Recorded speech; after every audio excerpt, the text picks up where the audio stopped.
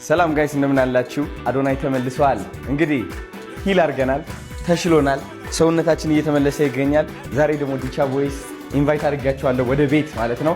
እንቀበላቸዋለን። ይኸው አቤት ሄሎ አቢና አተዝሐቢ ማዕረ ኦምዜ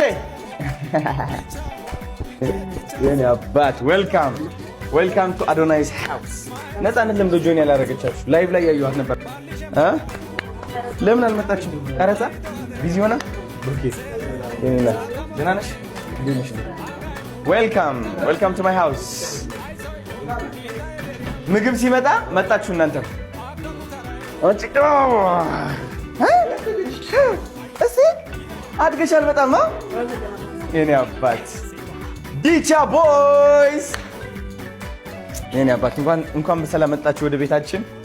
እንግዲህ ይኸው ጋይስ ምግብ አልሰራም ዛሬ፣ ስለዚህ ኦርደር አድርጌላችኋለሁ የሚገርም ምግብ።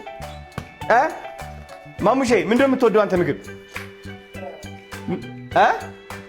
ከእንጀራ ምን ትወዳለህ? ምንድን ነው አንቺ እንትን እየሆንሽ ያለሽ? ጉርምስና ነው እንደዚህ የሚያደርግሽ? ማርያምን ጥብስ ትወዳለህ? ክትፎ ጥሬ ወይስ ለብለብ? ክትፎ በቃ ይኸው ጥሬ አምጥቻለሁ። እንጀራ አለ እዚህ ጋር፣ ሚጥሚጣ አለ የምትወዱ ከሆነ፣ ቆጮ አለ ተይዟል። ሁሉ ወይ እቺ ነገር ፈሳለች። ክትፎ፣ ከዛ ደግሞ ክትፎ ጥሬ፣ ከዛ ደግሞ ሽሮ። ሚጾም አለ ከእናንተ?